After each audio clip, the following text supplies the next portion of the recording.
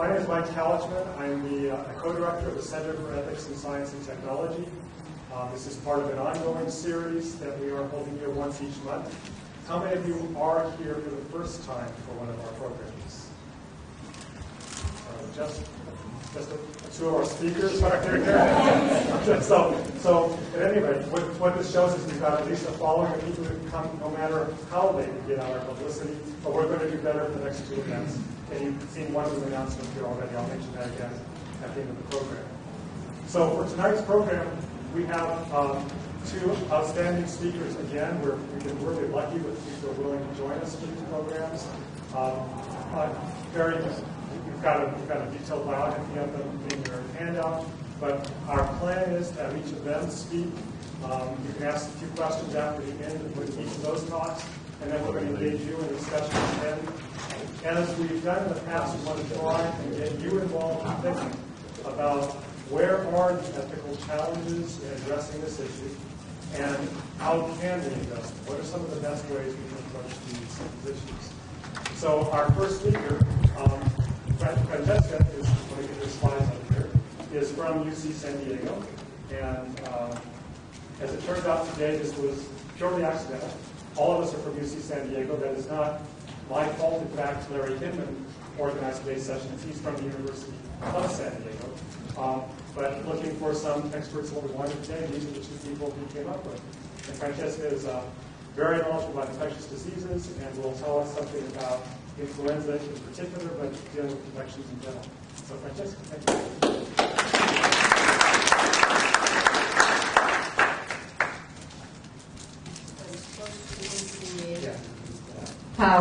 Thank you. It's a great opportunity to be here, and since I'm vertically challenged, maybe I'll stay out this side so you can see me.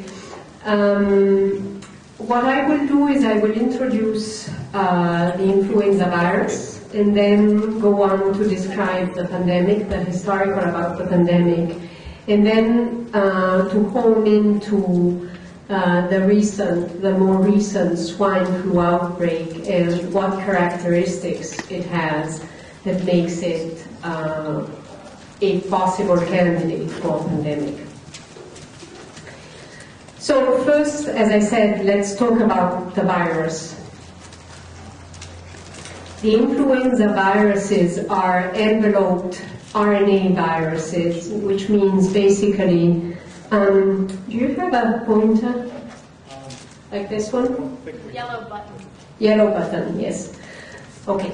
So this is the envelope, and basically they contain a segmented RNA, which is proteins, that is an RNA virus. It belongs to the orthomyxovirus family. It contains 8 pieces of this segmented RNA, and this segmented RNA encodes 11 proteins. And the ones we hear most about are the hemagglutinin and the neuraminidase, so the H and the N, which are these very two large glycoproteins on the outside of this virus.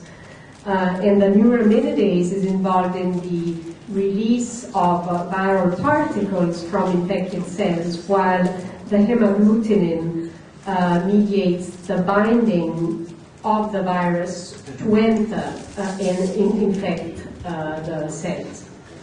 And so clearly these proteins that are on the outside of the coat of the virus, on the outside capsule of the virus, are 2 proteins that are targeted for antiviral medications. So when we talk about like the current outbreak, it was an H1N1 outbreak, and this is clearly defined. There's the avian flu and others that are like H5N1 and etc. Influenza A viruses, so there's influenza A, influenza B, and influenza C. Influenza C you never hear about. That's what I have now. Or maybe some other virus. Influenza A is the one that is has been most associated with pandemics, and influenza B is another seasonal influenza virus that can cause significant disease, but much less significant disease in general than influenza A. And the influenza viruses, A viruses, have a large animal reservoir.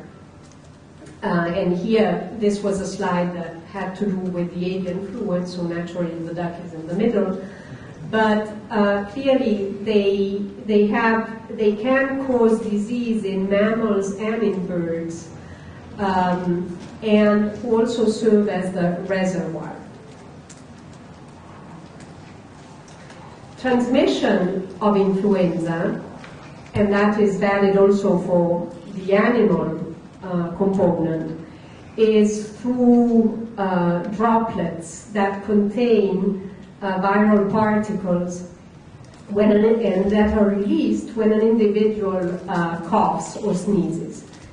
And for influenza A, the contagiousness, so when you're really more likely to infect other people, is 1 day before and up to 7 days after the start of symptoms. So clearly this poses one of our challenges, is that people who are infected with viruses basically don't know that they're infected and therefore expose other people and infect other people. And about 50% of individuals are contagious but do not have symptoms.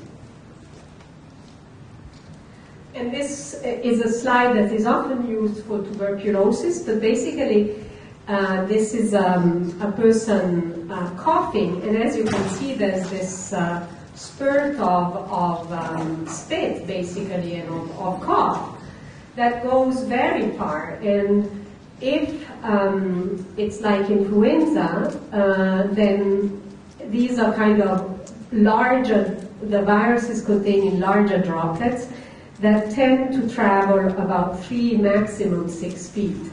In the case of tuberculosis, for instance, or SARS, these particles were much smaller, so they not only travel far further away, but also remain in the air for longer periods of time, thus having the potential for transmission even when the person is long gone from that closed room.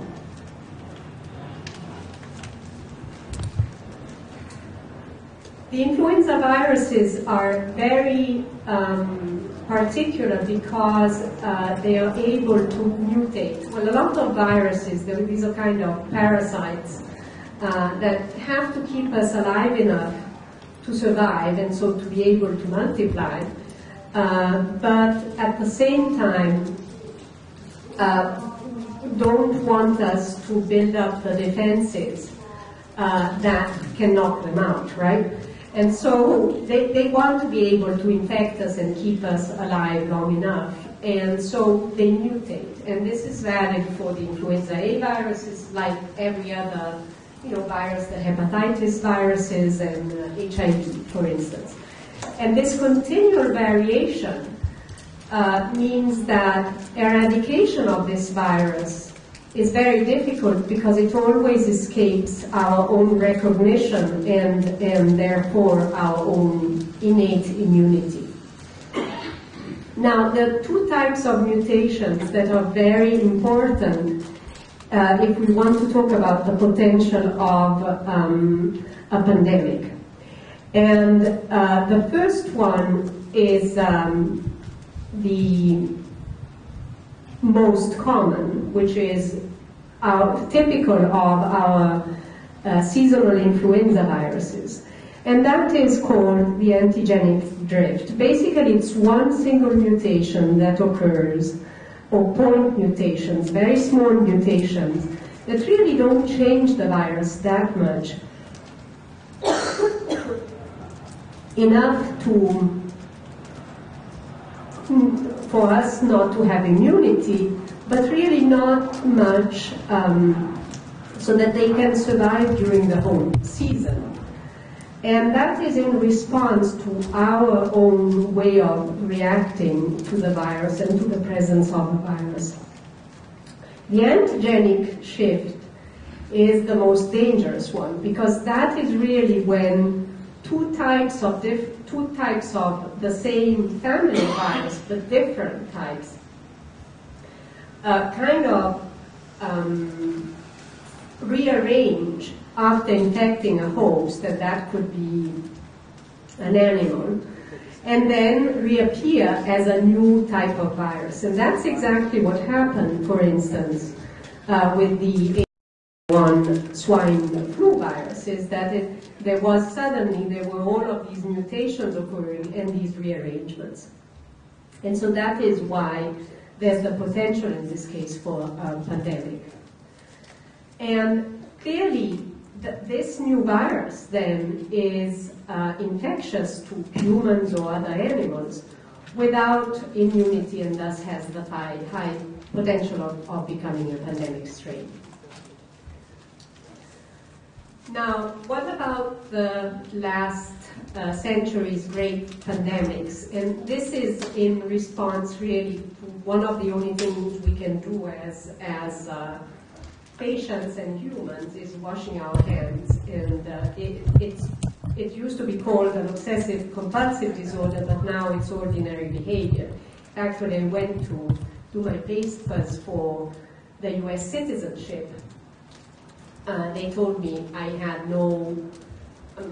whiteout of my, how do you call them?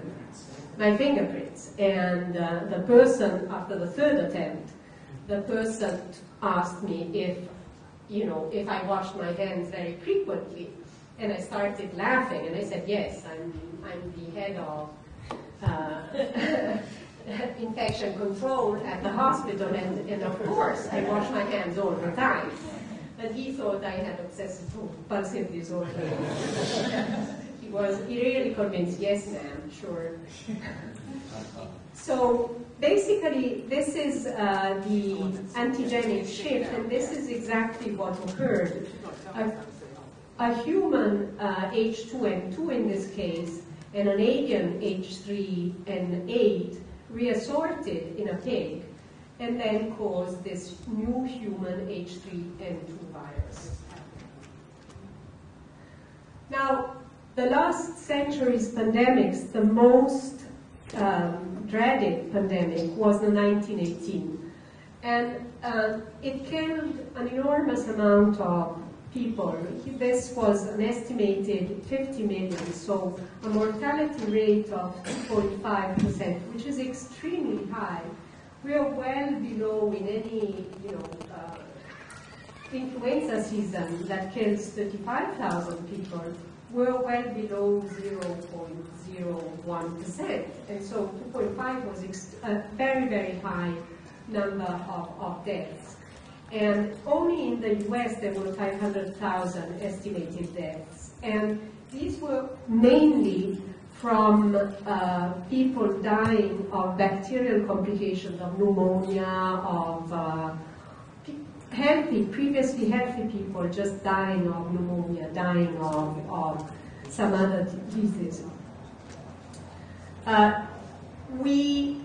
What is very apparent here in the US is that it was basically started out in Kansas in the spring, like the swine flu, and then started out in the barracks, and then really spread across and hit Europe and several other countries.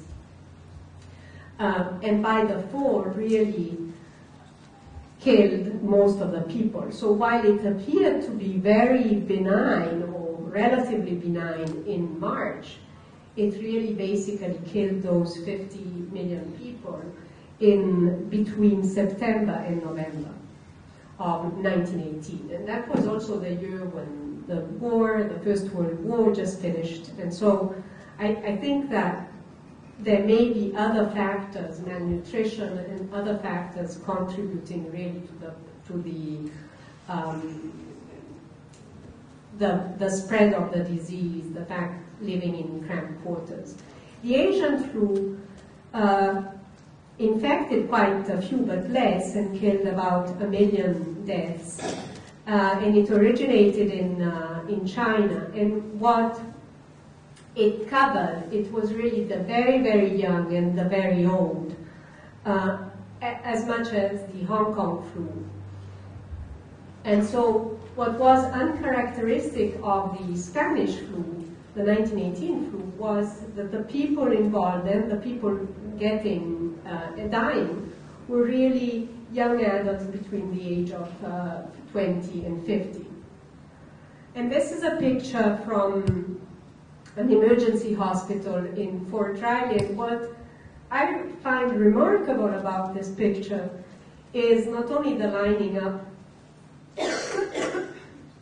of the beds, but really the concept that you would put, see, the face, the head here and the head here.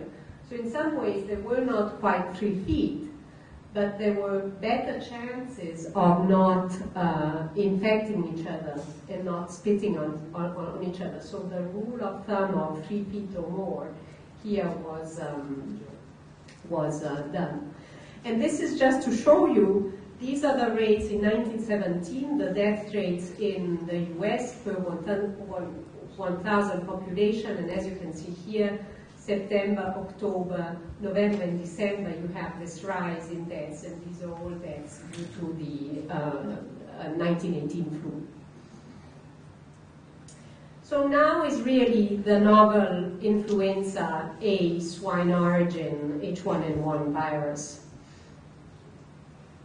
And this started out very likely in the fall of 2008, but really came to surface in March 2009 in this small village with this poor little kid who got sick, and there was the whole issue about this swine farm right near this small village. Here in the US, in San Diego, we actually were very lucky in detecting the first cases outside Mexico because it was a situation of really kind of that could not have happened, but actually really happened. And that was that there was border surveillance, and a 9-year-old girl from Imperial County went to one of the sites where there was border surveillance and had cough and fever and was cultured as part of this program. And then 2 days later, there's a 10-year-old in San Diego who goes to one of the satellite clinics, sentinel clinics, and also gets cultured, and they cannot type it to a human H1N1 virus. And so they're kind of saying, well, there's one in Imperial County, there's one in San Diego. Is this, something new? And that's what really made the CDC go after this and kind of declare that there was probably an outbreak. Now, both recovered within a week. As I said, they couldn't be subtyped, and there was no known exposure to swine.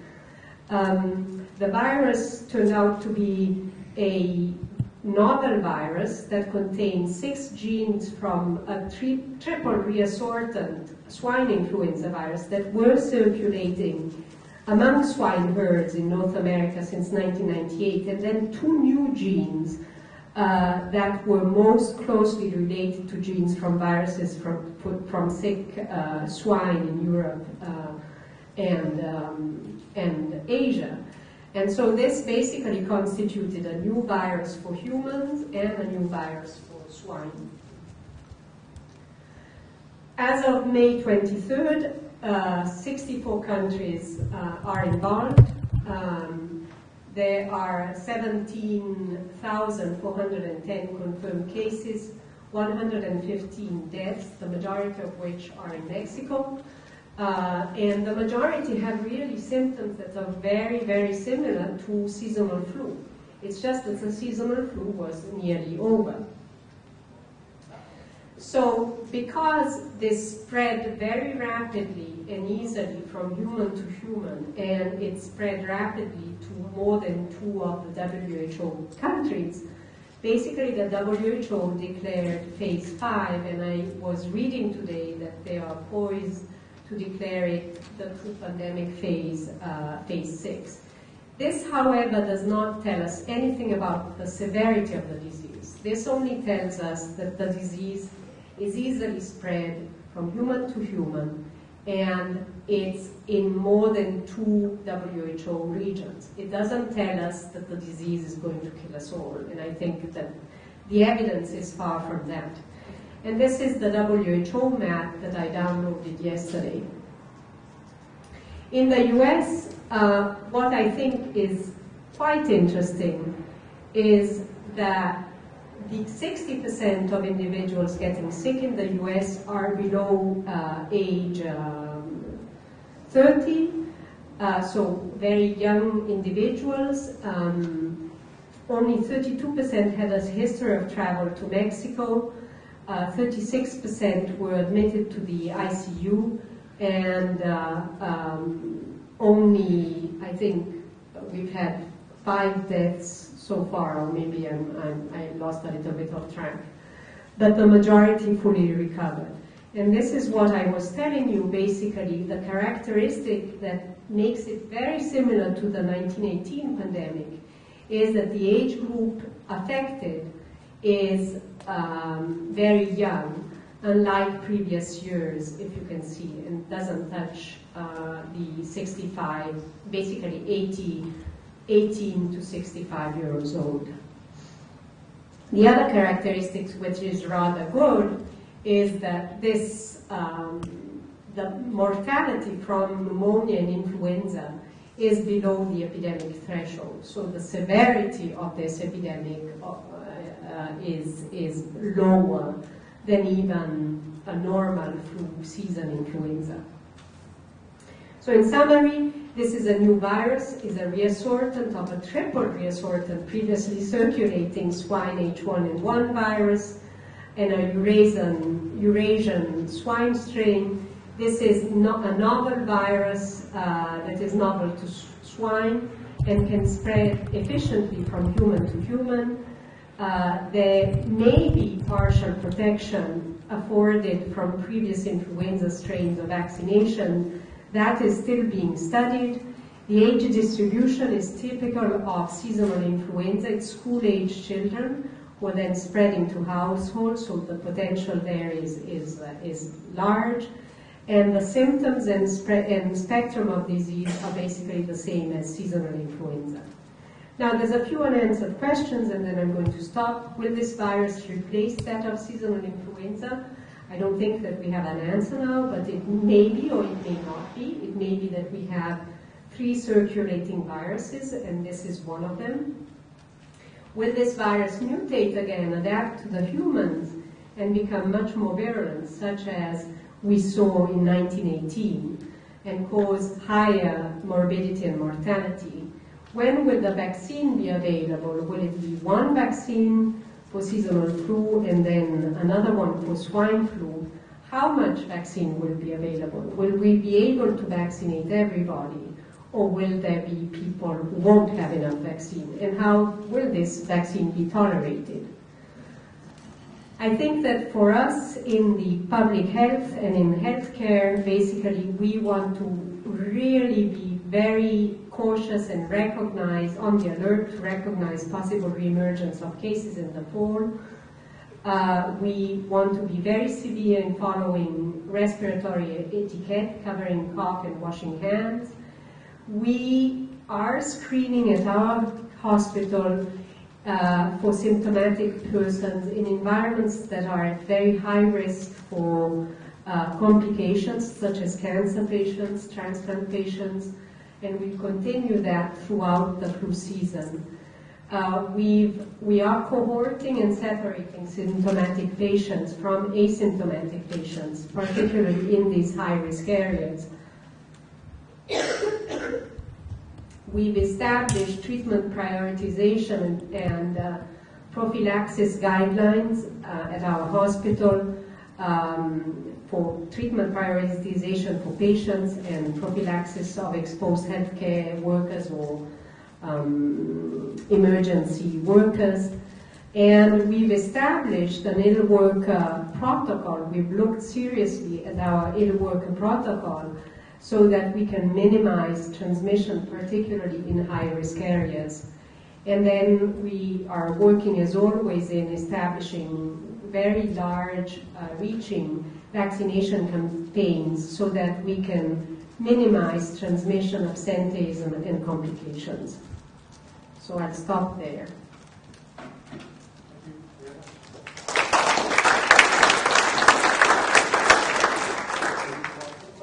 We should probably take a few questions first before we move on.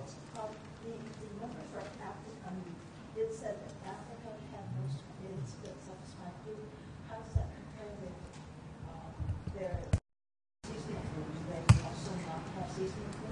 You know, that's a very good point. Everything depends on the means you have, right? So we have clearly the Western countries are following or diagnosing or culturing.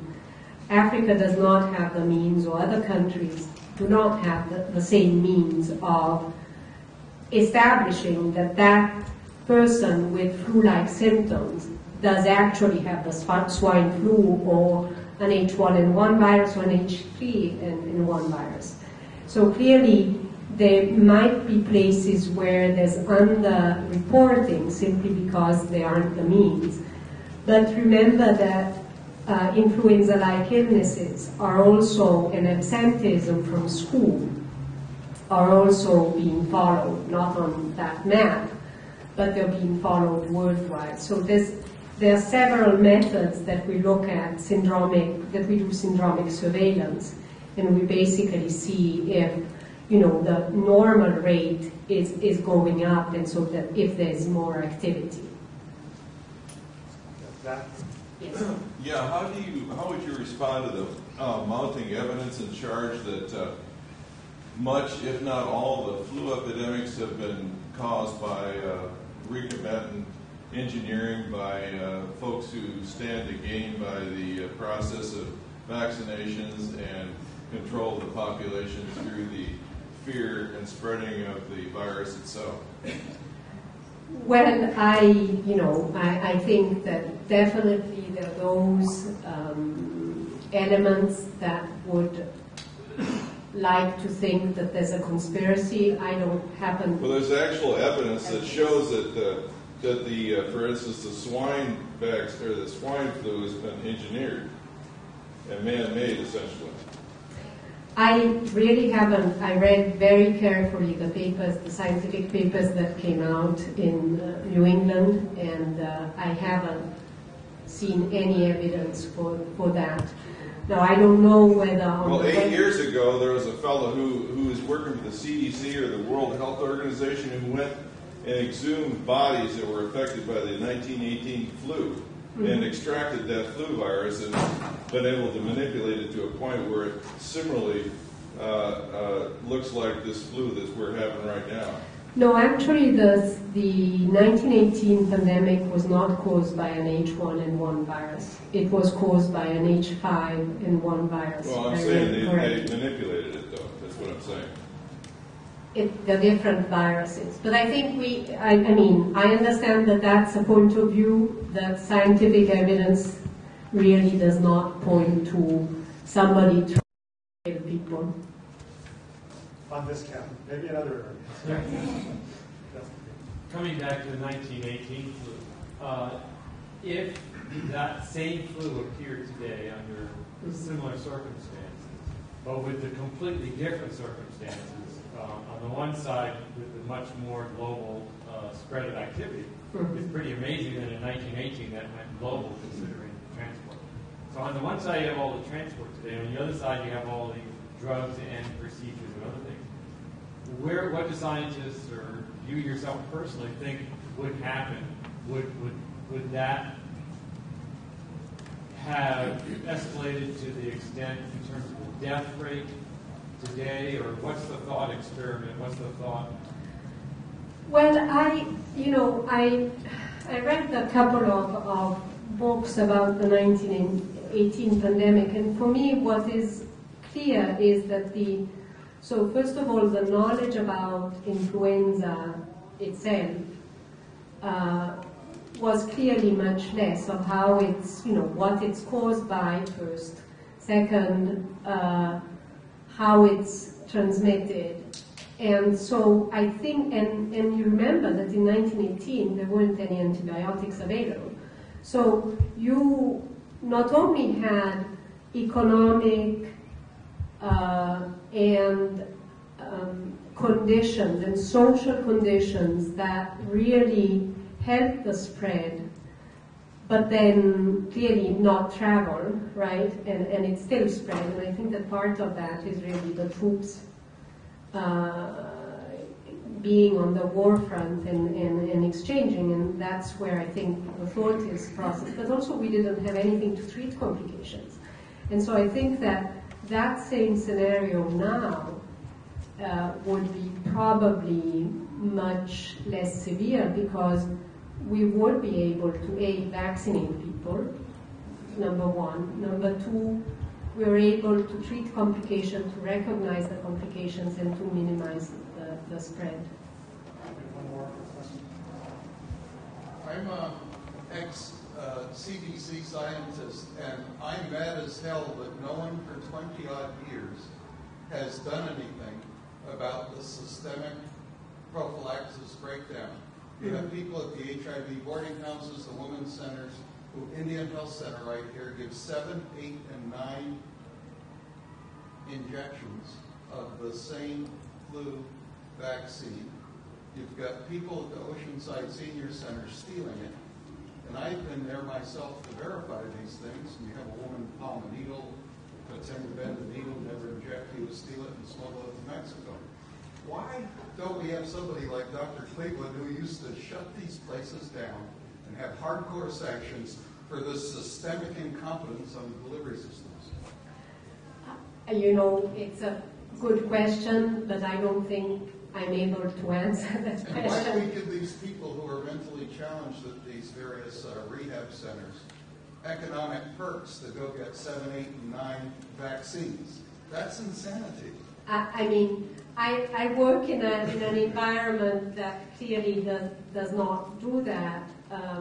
We really think through of our vaccination campaigns, and we offer it, whether this is influenza or other vaccines, we offer it really widely.